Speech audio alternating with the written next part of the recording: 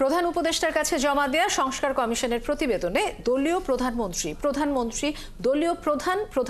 হতে পারবেন না বলে সুপারিশ করা হয়েছে। একই সাথে বলা হয়েছে 2 বারের বেশি কেউ প্রধানমন্ত্রী হতে পারবেন না। অন্যদিকে দ্বিকক্ষ বিশিষ্ট পার্লামেন্ট চালু করার পাশাপাশি সংবিধান সংশোধনের জন্য গণভোটের ব্যবস্থা চালুর কথাও বলা হয়েছে।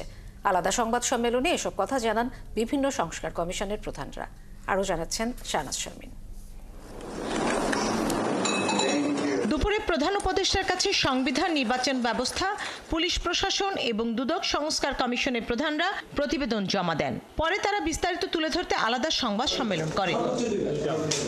সকল অংশীজনের সঙ্গে আলোচনার ভিত্তিতে গণতান্ত্রিক শান্তিপূর্ণ বাংলাদেশ সৃষ্টির জন্য 155টি সুপারিশ করেছে নির্বাচন সংস্কার কমিশন। বদিউল আলম মজুমদার জানান, রাষ্ট্রপতি হবেন নির্দলীয় এবং তত্ত্বাবধায়ক সরকারের অধীনে জাতীয় এবং স্থানীয় নির্বাচনের সুপারিশ করা হয়েছে। 2 বার প্রধানমন্ত্রী হওয়ার পর যেন রাষ্ট্রপতি না হন এবং একই সাথে যেন প্রধানমন্ত্রী সংসদ নেতা এবং দলের প্রধান না হন।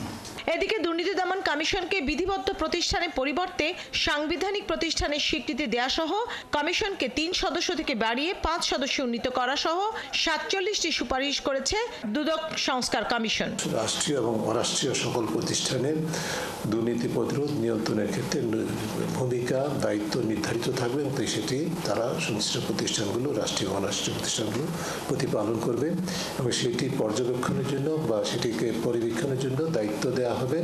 আমাদের সংবিধান থেকে সংবিধানের 77 অনুচ্ছেদ অনুযায়ী যে অম্বুডসম্যান বা ন্যায়পালের যে প্রভিশন আছে, সেই ন্যায়পাল প্রতিষ্ঠিত করে সেই ন্যায়পালের উপর দায়িত্ব হবে যে আমাদের যে জাতীয় দুর্নীতি বিরোধী কৌশল হবে সেটি বাস্তবায়িত হচ্ছে কি হচ্ছে না, সেই লক্ষ্যে তার উপর ভিত্তি করে পরামর্শ সুপারিশ প্রদান করা। একই সঙ্গে 6টি কমিশন গঠন করা হলেও বিচার ব্যবস্থা এবং জনপ্রশাসন সংস্কার কমিশনের প্রতিবেদন দেওয়ার জন্য 31শে জানুয়ারি পর্যন্ত সময় বাড়ানো হয়েছে। শাহনাজ শারমিন, 71, ঢাকা।